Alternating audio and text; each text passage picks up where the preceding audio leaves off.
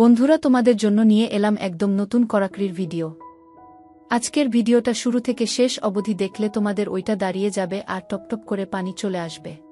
তাহলে চলো আজকের ভিডিও শুরু করি। অমলা দেবীর বয়স ৪২ বছর এবং খুব সুন্দর দেখতে। এই বয়সেও নিজের যৌবন ধরে রেখেছে।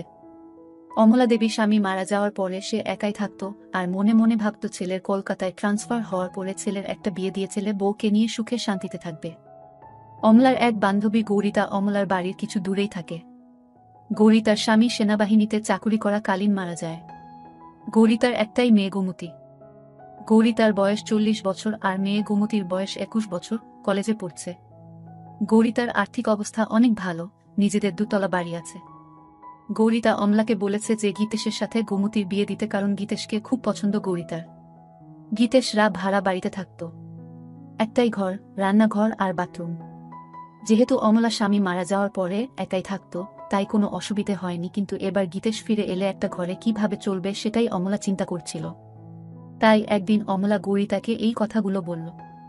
গৌরিতা সব শুনে বলল, অমলা, তোকে তো আমি বলেছি গীতেশ কলকাতায় ট্রান্সফার হয়ে এলে এক শুভক্ষণ দেখে গীতেশ আর গোমতীর বিয়েটা দিয়ে দেব, আর আমরা সবাই মিলে এই বাড়িতেই থাকব। এত বড় বাড়িতে শুধু আমরা ২ মা মেয়ে থাকি, তোরাও এখানে চলে এলে সবাই মিলে আনন্দ করে থাকা যাবে। অমলা গৌরিতার কথা শুনে আনন্দে বলল, আমি ছেলে এলে ওর সাথে কথা বলে তোকে জানাবো। কিছুদিনের মধ্যে গীতেশ ফোন করে জানালো যে শুক্রবার সে বাড়ি আসছে। প্রায় ৬ মাস পরে গীতেশ বাড়ি ফিরছে বলে সেদিন অমলা ভালো ভালো রান্না করে রেখেছিল। তারপর স্নান করে একটা ভালো শাড়ি পরে ছেলের জন্য অধীর আগ্রহে অপেক্ষা করছিল। প্রায় ১১টা নাগাদ গীতেশ বাড়ির সামনে এসে দরজায় কড়া নাড়ল। অমলা দরজা খুলে দেখল ৩-৪টা ব্যাগ হাতে আর কাঁধে নিয়ে গীতেশ হাসি মুখে দাঁড়িয়ে আছে। ঘরে এসে ব্যাগগুলো নামিয়ে মাকে জড়িয়ে ধরল গীতেশ। অমলাও গীতেশকে জড়িয়ে ধরে থাকল কিছুক্ষণ। তারপর ছেলের হাত থেকে নিজেকে ছাড়িয়ে অমলা বলল, অনেক বেলা হয়ে গেছে গীতেশ, যা স্নান করে নিয়ে আগে খেয়ে নে, তারপর না হয় ব্যাগগুলো থেকে সব বার করবি আর গল্প করা যাবে। গীতেশ বলল, ঠিক বলেছ মা, খিদেতে পেট জ্বলছে, আমি তাড়াতাড়ি স্নান করে আসছি, তুমি খাবার বাড়ো। এই বলে গীতেশ বাথরুমে চলে গেল। ভেতরে দেখল ওর মা ওর জন্য একটা হাফ প্যান্ট আর তোয়ালে রেখে দিয়েছে।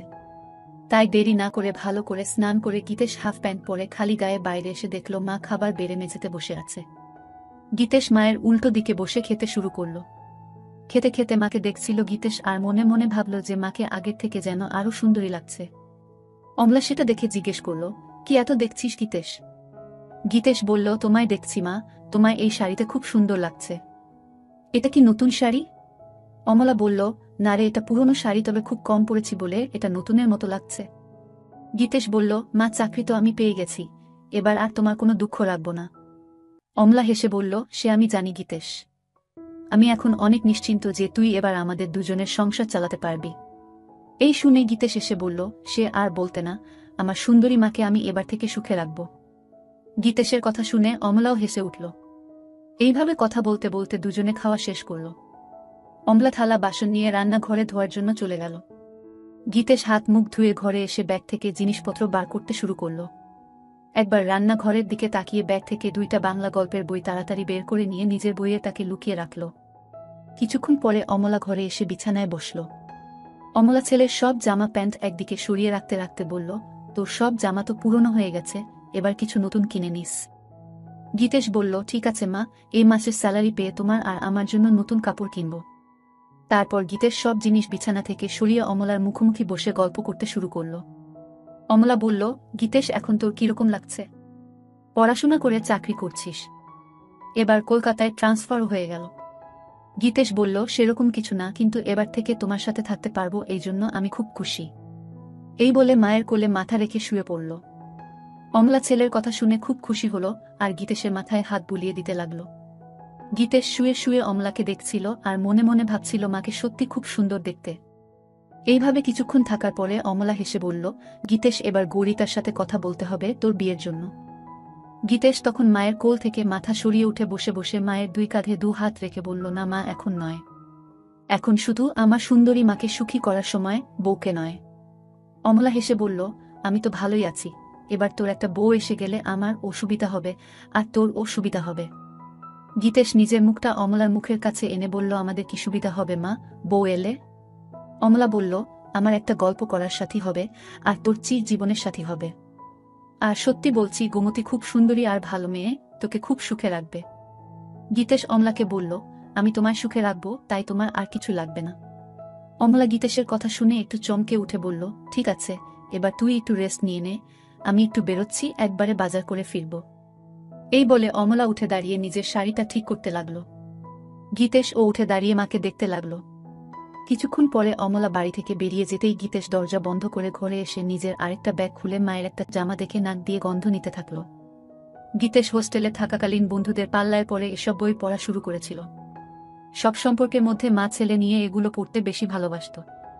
সেই জন্য 6 মাস আগে যখন বাড়ি এসেছিল তখন মায়ের তো জামা লুকিয়ে নিজের সাথে নিয়ে গিয়েছিল। তারপর থেকে হোস্টেলে গীতেশ বই পড়তে পড়তে মায়ের জামা জড়িয়ে ধরে নিজেকে শান্ত করত। যেহেতু খুব ক্লান্ত ছিল তাই মাকে চিন্তা করতে করতে কিছুক্ষণের জন্য ঘুমিয়ে পড়ল। তারপর কিছুক্ষণ পরে বাথরুমে মায়ের একটা জামা ঝোলানো আছে। অমলা তাড়াহুড়োয় সেটা সরিয়ে রাখতে ভুলে গিয়েছিল। গীতে বুঝল এটা মায়ের ব্যবহার করা। সেটা অমলা ধুতে ভুলে গেছে। গীতেশ নিজেকে আর কন্ট্রোল করতে না পেরে নিজের কাজ করতে লেগে গেল। প্রায় 15 মিনিট ধরে চলল সেই কাজ। তারপর সেটা যেখানে ছিল সেখানে রেখে নিজেকে পরিষ্কার করে ঘরে এলো। মনে মনে অপরাধ বোধ হচ্ছিল নিজের মাকে নিয়ে এরকম ভাবতে, কিন্তু ও এটাও বুঝতে পারল আজকে সব থেকে বেশি তৃপ্তি পেয়েছে। কিছুক্ষণ পরে গীতেশের পাপবোধ পরিবর্তন হলো আর ভাবতে লাগলো কিভাবে মাকে আরও কাছে পাওয়া যায়। এইসব ভাবতে ভাবতে সন্ধে হয়ে গেল আর ঠিক তখন দরজায় আওয়াজ হলো। গীতেশ দরজা খুলে দেখল অমলা দাঁড়িয়ে আছে, 2 হাতে দুটো বাজারের ব্যাগ নিয়ে। গীতের সঙ্গে সোজা মায়ের হাত থেকে ব্যাগ দুটো নিয়ে রান্নাঘরে রেখে এক গ্লাস জল নিয়ে অমলাকে দিল। অমলা বিছানায় বসে জলটা খেয়ে জিজ্ঞেস করল, সারা দুপুর আর বিকেল কি করলি গীতেশ? একটু ঘুমিয়েছিলিস তো? হ্যাঁ মা, অল্প ঘুমিয়েছিলাম। ভালো করেছিস, আমি একটু ফ্রেশ হয়ে তোকে চা করে দিচ্ছি, তোর জন্য কাটলেট ও এনেছি। এই বলে অমলা তোয়ালে নিয়ে বাথরুমে চলে গেল। গীতেশ তখন মাকে সারপ্রাইজ দিবে বলে নিজে রান্নাঘরে গিয়ে চা বানাতে শুরু করল। আর বাজারের ব্যাগ থেকে সবকিছু রান্নাঘরে যথাস্থানে রেখে কাটলেট দুটো একটা ডিশে রাখল। বাথরুমের ভেতর থেকে মায়ের গোসল করার শব্দ শুনতে শুনতে গীতেশ চা বানাচ্ছিল। এদিকে গোসল করতে করতে অমলা হঠাৎ দেখে কাপড়টা দড়িতে ঝুলছে। সঙ্গে সঙ্গে চমকে গেল আর মনে মনে ভাবল, সব কিছু ঠিক জায়গায় রেখে আসল জিনিসটাই বাথরুমে ফেলে গিয়েছিল। গীতেশ যে কি ভেবেছে কে জানে। নিজেকে কিছুক্ষণ গালাগালি দিয়ে গোসল করে তোয়ালেটা দিয়ে নিজেকে জড়িয়ে অমলা বাথরুম থেকে ঘরে এসে দেখল গীতেশ একটা ট্রে 2 কাপ চা আর কাটলেট সাজিয়ে বসে আছে। অমলা হেসে বলল, বাহ, একবার চা বানিয়ে মায়ের জন্য অপেক্ষা করছিস, খুব ভালো। বউকে তুই খুব সুখে রাখবি। এখন তো মাকে সুখী করি, তারপর অন্য কেউ। অমলা আলমারি থেকে একটা শাড়ি নিয়ে গীতেশকে বলল, আমি দরজাটা ভেজিয়ে দিয়ে রান্নাঘরে শাড়িটা পরে আসছি। গীতেশ এগিয়ে গিয়ে অমলার হাত ধরে বলল, তুমি এই ঘরে চেঞ্জ করে নাও, আমি রান্নাঘরে যাচ্ছি, তোমার হয়ে গেলে আমায় ডেকে নিও। এই বলে গীতেশ ঘরের দরজাটা ভেজিয়ে দিয়ে বাইরে অপেক্ষা করতে লাগলো। ছেলের ব্যবহারে অমলা খুব খুশি হয়ে ঘরেই ড্রেস চেঞ্জ করতে লাগলো। গীতেশ দরজাটায় একটু ফাঁকা রেখে ভেজিয়ে রেখেছিল যাতে সেই ফাঁক দিয়ে ঘরের ভেতরটা দেখা যায়। গীতেশ দরজার ফাঁক থেকে চোখ রাখতেই ঘরের ভেতরের দৃশ্য দেখে অবাক হয়ে যায়। এদিকে অমলা ততক্ষণে শাড়িটাও পরে নিয়ে গীতেশকে ডাকলো ঘরের ভেতরে আসার জন্য। গীতেশ মায়ের ডাক শুনে একটু চমকে গিয়ে ঘরের ভেতরে এলো এবং হঠাৎ খেয়াল করল ওঠ হয়ে দাঁড়িয়ে আছে। কোনোক্রমে এক হাত দিয়ে সামাল দিয়ে বিছানাতে বসল। অমলা তখন আয়নার সামনে দাঁড়িয়ে চুল আঁচড়াচ্ছিল, তাই ছেলের দিকে খেয়াল করেনি। গীতেশ অমলাকে ডাকলো, এসো মা, চা আর কাটলেট ঠান্ডা হয়ে যাবে, খেয়ে নাও আগে। ঠিক আছে, চল খেয়ে নি। এই বলে বিছানায় এসে গীতেশের মুখোমুখি বসল। দুজনে একসাথে কাটলেট আর চা খেতে লাগলো। বাহ গীতেশ, চাটা তো খুব ভালো বানিয়েছিস। তোমার ভালো লেগেছে মা? আমি হোস্টেলে মাঝে মাঝে নিজেই চা করে খেতাম। অমলা হেসে উঠে গীতেশের গালটা ধরে বলল, সত্যি ভালো হয়েছে, আমার ছেলে এখন নিজের খেয়াল নিজে রাখতে পারবে। গীতেশ ও তখন মায়ের গালটা ধরে বলল, তোমারও সব খেয়াল রাখবে তোমার ছেলে। দুজনেই একসাথে হেসে উঠল। আচ্ছা গীতেশ, তোর চাকরি শুরু কবে থেকে? আজ 28 তারিখ, পরের মাসের 8 তারিখে অফিস জয়েন করতে হবে। একটা কথা বলার ছিল। কি কথা মা, বলো। গৌরিতা কে তোর মনে আছে? গৌরিতা মাসি কেন মনে রাখবো না মা, আমায় এত ভালোবাসে। সেটা জানি, তোকে ভালোবাসে বলে একটা প্রস্তাব রেখেছে। কি প্রস্তাব? গৌরিতা তোর সাথে গোমতীর বিয়ে দিতে চায়। গীতেশ লজ্জা পেয়ে বলল, এখন আমি বিয়ে করব না। গৌরিতা বলেছে গোমতীর সাথে তোর বিয়ে হবার পরে আমরা সবাই ওর বাড়িতে থাকব। আমি বলেছি যে গীতেশের সাথে কথা বলে জানাবো। তুই কি বলিস এ ব্যাপারে? বিয়ের ব্যাপারটায় আমায় একটু সময় দাও। বুঝলাম ছেলে লজ্জা করছে, ঠিক আছে, তুই সময় নিয়ে চিন্তা করে আমায় জানাস। কিন্তু আমাদের ঘরটা খুব ছোট দুজনের জন্য। আগে তুই ছোট ছিলিস তাই কোনো মতে চলে যেত, কিন্তু এখন তুই বড় হয়ে গেছিস। এমন কিছু ছোট নয় আমাদের ঘর, আমাদের দুজনের জন্য যথেষ্ট। কিন্তু তোর অসুবিধে হবে, আমি যখন কাপড় চেঞ্জ করব তখন তোকে বাইরে অপেক্ষা করতে হবে। এছাড়াও এই একটা বিছানায় দুজনের হবে না। গীতেশ অমলার কথা শুনে মনে মনে বলল, আমি তো চাই, আর আমি দরজার ফাঁক দিয়ে তোমার দেখব। অমলা গীতেশের দিকে তাকিয়ে বলল, কি ভাবছিস এত? কি করবি সেটা তো বল। গীতেশ সঙ্গে সঙ্গে বলল, না কিছু ভাবছিলাম না, তবে এখন ওখানে যাব না, কিছুদিন চাকরি করে স্যালারি জমিয়ে তারপর না হয় যাওয়া যেতে পারে। ঠিক আছে, তোর যেটা ভালো মনে হয় সেটাই হবে। ঠিক আছে, তুই টিভি দেখ, আমি রাতের রান্নাটা করে নি। এই বলে অমলা চায়ের ট্রেটা নিয়ে রান্নাঘরে চলে গেল। গীতেশ টিভি দেখতে লাগলো, কিন্তু ভালো লাগছিল না। তাই গীতেশ রান্নাঘরে গিয়ে দেখল মা এক মনে গুনগুন করে গান গাইতে গাইতে রান্না করছিল। গীতেশ পেছন থেকে অমলাকে একটু হামি দিয়ে জিজ্ঞেস করল, মা আজ কি রান্না করছো? অমলা চমকে উঠে হালকা হেসে বলল, আজ ডিমের ঝোলো, ভাত আর আলু পোস্তা। গীতেশ মায়ের কানে কানে বলল, তোমার হাতের রান্নার কোনো জবাব নেই মা। অমলা নিজেকে ছাড়িয়ে নিয়ে বলল, এই দুষ্টু এখন ছাড় আমায়, না হলে রান্না করতে দেরি হয়ে যাবে।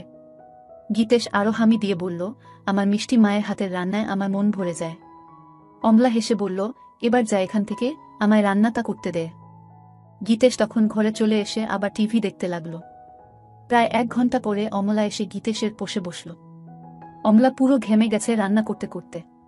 গীতেশ বলল, মা তুমি তো ঘেমে গেছ, শাড়িটা চেঞ্জ করে অন্য কিছু পরে নাও। ছেলের কথা শুনে অমলা বলল, আমি ভাবছিলাম তুই কি ভাববি, তাই অন্য কিছু পরছিলাম না। গীতেশ অবাক হয়ে অমলার দিকে তাকিয়ে বলল, আমি আবার কি ভাবব?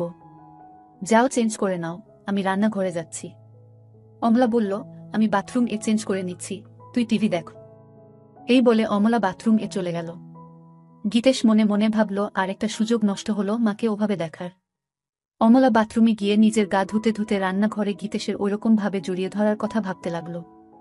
মনে মনে ভাবছিল, গীতেশ কি তাহলে ইচ্ছে করে ওসব করছিল না, এটা হঠাৎ হয়েছিল। একটু চোখে চোখে গীতেশকে রাখতে হবে, কারণ এই বয়সটা খুব বাজে। এসব ভাবতে ভাবতে স্নান শেষ করে কাপড়টা পরে নিল। গীতেশ না থাকলে মাঝে মাঝে অমলা এক কাপড়েই রাতে ঘুমাত, কিন্তু এখন সেটা আর হবে না। এমনিতে অমলা খুব ওই স্বভাবের, আর স্বামী মারা যাওয়ার পরে সেটা আরও বেড়ে গেছে। কিছুক্ষণ পরে অমলা বাথরুম থেকে বেরিয়ে এসে গীতেশ এর সাথে বসে একসাথে টিভি দেখতে দেখতে এটা সেটা গল্প করতে লাগল। রাত প্রায় 10টা বাজে ঘড়িতে। এবার খাবার পালা, তাই অমলা রান্নাঘরে গিয়ে খাবার বেড়ে নিয়ে এলো। গীতেশ আর অমলা দুজনে মেঝেতে বাবু হয়ে মুখোমুখি বসে খেতে শুরু করল। গীতেশ খেতে খেতে মায়ের দিকে তাকাতেই দেখল অমলা নিচু হয়ে যখন খাবার মুখে দিচ্ছিল তখন মায়ের। কিন্তু হঠাৎ অমলা গীতেশের দিকে তাকিয়ে দেখতে পায় যে গীতেশ ওর দিকে তাকিয়ে আছে। সঙ্গে সঙ্গে নিজের কাপড়টা একটু উপরে তুলে নিল, আর তখন গীতেশ আর অমলার চোখাচোখি হল। গীতেশ লজ্জায় মাথা নিচু করে ভাবতে লাগলো, ইস মা এবার বুঝতে পেরেছে, বকে না দেয়। কিন্তু অমলা কিছুই বলল না, শুধু বলল, খাবারের দিকে মন দে। গীতেশ হাফ ছেড়ে বাঁচল। এইভাবে দুজনের খাওয়া শেষ হল। তারপর অমলা সব বাসন ধুয়ে ঘরে এসে মেঝেতে বিছানা করতে লাগল। সেটা দেখে গীতেশ জিজ্ঞেস করল, মা তুমি কি নিচে শুবে? হ্যাঁ রে, বিছানায় দুজনের অসুবিধে হবে। গীতের সঙ্গে সঙ্গে অমলার হাত থেকে সবকিছু কেড়ে বিছানায় রেখে বলল, এই খাটে আমাদের দুজনের ভালো মতো হয়ে যাবে, তাই তুমি চিন্তা করো না। অমলা কিছু একটা বলতে যাচ্ছিল, কিন্তু গীতেশের জেদে মুখে আর কিছু বলল না। কিছুক্ষণ পরে লাইট অফ করে দুজনে শুয়ে পড়ল। গীতেশ ক্লান্ত ছিল, তাই কিছুক্ষণের মধ্যে ঘুমিয়ে পড়ল। অমলা শুয়ে শুয়ে সারা দিনের কথা ভাবতে লাগল। বিশেষ করে রাতে ছেলে যেভাবে এক দৃষ্টিতে তার দিকে তাকিয়েছিল। ভাবতে ভাবতে একটু তুরা হয়ে পড়ল। মনে মনে চিন্তা করল যে এবার থেকে গীতেশের সবকিছু ভালোমতো লক্ষ্য করতে হবে। এইসব ভাবতে ভাবতে অমলা ঘুমিয়ে পড়ল। চিরকাল খুব সকাল সকাল ঘুম থেকে ওঠা অমলার অভ্যাস। অমলা ঘুম থেকে উঠে গীতেশের দিকে তাকিয়ে দেখল গীতেশ গভীর ঘুমে আচ্ছন্ন। একটু নিচের দিকে তাকাতে দেখল গীতেশের তাবু হয়ে গেছে। সেটা দেখে অমলা মনে মনে ভাবল, ছেলে এমন কিছু স্বপ্ন দেখছে যাতে তাবু হয়ে গেছে। তারপর নিজের মনে হাসতে হাসতে বাথরুমে চলে গেল। তারপর রান্না করে নিজে স্নান করে শাড়ি পরে চায়ের কাপ হাতে নিয়ে গীতেশকে ডাকল।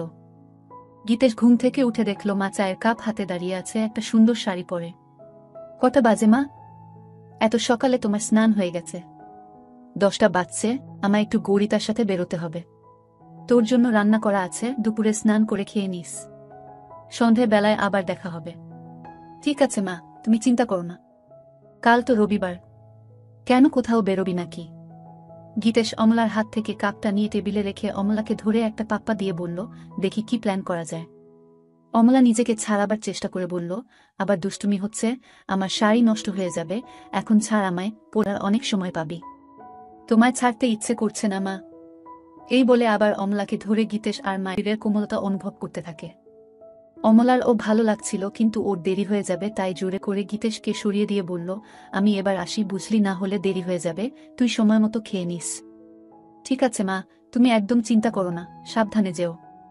এরপরে অমলা নিজের শাড়িটা ঠিক করে গীতেশের দিকে একটা হাসি দিয়ে ঘরে থেকে বেরিয়ে গেল। গীতেশ দরজা বন্ধ করে ঘরে এসে চা খেতে খেতে চিন্তা করল কি করবে সারাদিন। কিছুক্ষণ বসার পরে আলমারিটা খুলে মোটো কাপড়গুলো বের করে বিছানায় রাখল। দেখল সেগুলো অনেক পুরনো হয়ে গেছে। কিছুক্ষণ নাক দিয়ে সবগুলো শুকে আবার যথাস্থানে রেখে দিয়ে আলমারিটা বন্ধ করে দিল গীতেশ। তারপর গীতেশ ঘরটা আর রান্নাঘরটা পরিষ্কার করল। গীতেশ মনে মনে একটা মতলব করল, কি করে মাকে প্রতিদিন ওভাবে দেখা যায়, কারণ তাই ভাবল বাথরুমে একটা ফুটো করতে পারলে স্নান করাটা ভালো মতো দেখতে পাবে। একটা হাতুড়ি আর পেরেক নিয়ে বাথরুমের দরজায় গীতেশ একটা ফুটো করে দিয়ে দেখল যে ফুটোটা একদম সঠিক জায়গায় হয়েছে, যেখান থেকে ভেতরের দৃশ্য ভালোভাবে দেখা যাবে। তারপর স্নান করে খেয়ে নিয়ে একটু ঘুমোতে গেল গীতেশ। ঘুম থেকে উঠে দেখল যে সন্ধে হয়ে গেছে আর অমলার আসার সময় হয়ে গেছে। কিছুক্ষণের মধ্যে দরজায় আওয়াজ শুনে গীতেশ দরজা খুলে দিয়ে দেখল অমলা এসেছে। ভেতরে এসে অমলা বলল, গীতেশ, দুপুরে খেয়েছিলিস তো? হ্যাঁ মা, খেয়েছিলাম। তোমার দিনটা কেমন কাটলো? অমলা বিছানায় বসে ফ্যানের হাওয়া খেতে খেতে হেসে বলল, আমার আবার দিন কেমন কাটবে, যেরকম কাটার সেরকম কেটেছে। তুমি যাও বাথরুমে ফ্রেশ হয়ে এসো, আমি চা বানাচ্ছি। অমলা সেটা শুনে বাথরুমে চলে গেল আর গীতেশ ও রান্নাঘরে চলে গেল। অমলা বাথরুমের দরজা বন্ধ করতেই গীতেশ দরজার ফুটোয় চোখ রাখল। গীতেশ শুধু দেখল, কাজ করতে লাগল। এদিকে গ্যাসে জল গরম হয়ে ফুটছে, তাই তাড়াতাড়ি চা বানানোতে মন দিল। কিন্তু কিছুতেই নিজের মন থেকে মায়ের সেই রূপটা মুছতে পারল না। কিছুক্ষণ পরে গীতেশের চা বানানো শেষ হলো। এদিকে অমলার স্নান হয়ে গেছে আর অমলা বাইরে এলো। ঘরে গিয়ে অমলা চুল আঁচড়াতে লাগলো আর গীতেশ চা নিয়ে এসে বিছানায় বসে অমলাকে দেখছিল। অমলা আয়নায় সেটা দেখে গীতেশকে জিজ্ঞেস করল, সারাদিন কি কি করলি? রান্নাঘর পরিষ্কার করলাম। অমলা চায়ের কাপটা হাতে নিয়ে রান্নাঘরে গিয়ে দেখল ছেলে সব ভালোভাবে পরিষ্কার করেছে, আর তারপর ঘরে এসে এদিক ওদিক দেখে বলল, বাবা, তুই তো সব পরিষ্কার করে দিয়েছিস, আমার লক্ষ্মী ছেলে। এই বলে চায়ের কাপটা টেবিলে রেখে 2 হাত বাড়িয়ে বলল, আমার লক্ষ্মী ছেলে, আয় আমার কাছে। গীতের সঙ্গে সঙ্গে অমলার কাছে ছুটে গেল। এইভাবে কিছুক্ষণ থাকার পরে দুজন আলাদা হলো। তারপর অমলা রান্নাঘরে চলে গেল রান্না করতে আর গীতেশ টিভি দেখতে লাগলো। কিছুক্ষণ পরে রান্না শেষ হলে দুজন একসাথে খেয়ে নিল। আজ ও গীতেশ একইভাবে অমলার দিকে তাকিয়ে গভীরভাবে দেখছিল, আর আজ অমলা সেটা লক্ষ্য করল কিন্তু কিছু বলল না। এইভাবে খাওয়া শেষ করে অমলা আর গীতেশ বিছানায় শুতে এলো। দুজনে পাশাপাশি শুয়ে আছে। ঘরে নাইট বাল্বটা জ্বলছে। অমলা চিন্তা করছে গীতেশ কেন বারবার ওর দিকে তাকিয়ে থাকে। গীতেশের মাথায় শুধু মা করার দৃশ্যগুলো আসছিল। এইভাবে দুজন ঘুমিয়ে পড়ল।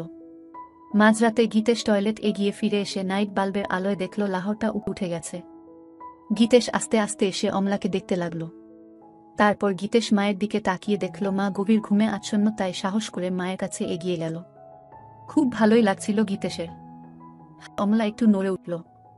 সেটা দেখেই ভয়ে গীতেশ তাড়াতাড়ি খানায় শুয়ে পড়ল। অমলা তখন পাশ ফিরে শুল। গীতেশ আর কিছু না করে আস্তে আস্তে ঘুমিয়ে পড়ল। পরের দিন সকালে অমলা ঘুম থেকে উঠে তাড়াতাড়ি নিজেকে ঠিক করে নিয়ে ছেলেটির দিকে তাকিয়ে দেখল ছেলে উপুর হয়ে ঘুমে মগ্ন। তারপর বাথরুমে চলে গিয়ে নিজেকে ফ্রেশ করে অমলা চা বানাতে লাগল। গীতেশ উঠে ড্রেস চেঞ্জ করে বাজারে চলে গেল। অমলা ভাবতে থাকলো, কি হচ্ছে এসব? হোস্টেল থেকে ফেরার পর থেকে গীতেশের আচরণের কেমন পরিবর্তন এসেছে। এসব ভাবতে ভাবতে ঘরে গিয়ে বসল। বাজার যেহেতু অনেক দূরে, তাই গীতেশের ফিরতে ফিরতে আরও 1-2 ঘন্টা লাগবে। এদিক ওদিক দেখতে দেখতে হঠাৎ দেখল গীতেশের বইয়ের তাকে বইগুলো কেমন যেন অগোছালো আছে। তাই অমলা বইগুলো তাক থেকে নামিয়ে ঘুচাতে লাগলো আর মনে মনে ভাবল ছেলে রান্নাঘর সব পরিষ্কার করেছে, অথচ নিজের বইয়ের তাক সাজাতে ভুলে গেছে। একটার পর একটা বই সাজিয়ে রাখতে রাখতে অমলা দেখল একটা মোটা বইয়ের ভেতর কিছু যেন আছে। বইটা খুলতেই দেখল একটা পাতলা বই মলার দেয়া। অমলা ভাবতে লাগলো কি বই যে মোটা বইয়ের ভেতরে গীতেশ রেখেছে। গল্পের বইটা হাতে নিয়ে একটা পাতা উল্টোতেই কভার ফটো আর নাম দেখে অমলা চমকে উঠল। বই এ যা দেখল তাতে তো নিজের চোখকে বিশ্বাস করতে পারছে না। এও কি সম্ভব? পাতা উল্টাতেই দেখল মা ছেলের গল্প। সূচিপত্র দেখে আরেকবার চমকালো অমলা। একটা গল্পের কিছুটা অংশ পড়ল, অবাক হয়ে ভাবতে লাগলো এটা কিভাবে সম্ভব আর গীতেশ এই বই পেল কোথায়? তাহলে কি এসব গল্প পড়েই সে আমাকে নিয়ে ওসব কথা ভাবে? অমলা বিছানায় শুয়ে শুয়ে দুটো গল্প শেষ করল এবং এতটাই উত্তেজিত হয়ে গেল যে বিছানায় শুয়ে শুয়েই তারপর বইটা জায়গা মতো রেখে দিয়ে বাথরুম এ চলে গিয়ে অমলা নিজেকে পরিষ্কার করল। অনেকদিন পরে আজ অমলা খুব উত্তেজনা অনুভব করল। হঠাৎ দরজার আওয়াজ শুনে অমলা দরজাটা খুলে দেখল গীতেশ। গীতেশ ভেতরে এসে মাংসটা মায়ের হাতে দিল। মায়ের দিকে তাকিয়ে দেখল মায়ের কপালে ঘাম আর মায়ের চোখ মুখটা কেমন যেন লাগছে। সঙ্গে সঙ্গে গীতেশ মায়ের গালে দুটো হাত রেখে জিজ্ঞেস করল, মা তোমার কি শরীর খারাপ লাগছে? এত ঘেমে আছো কেন? অমলা নিজের ঘোমটা মুছে বলল, কিছু না বাবা, গরম করছিল তাই। গীতেশ তখন বলল, ঠিক বলেছ মা, আজ বেশ গরম। গীতেশ বলল, মা আমি একটু বেরোচ্ছি, এক বন্ধুর সাথে দেখা করে চলে আসব। ঠিক আছে, বেশি দেরি করিস না, আমি রান্না তাড়াতাড়ি করে নেব। এই বলে গীতেশ বেরিয়ে গেল। অমলা দরজা বন্ধ করে ভাবল, আর একটু হলেই ছেলে বুঝতে পারত যে এটা গরমের ঘাম নয়, এটা অন্য কিছুর ঘাম। এই ভেবে নিজের মনে হাসতে লাগল।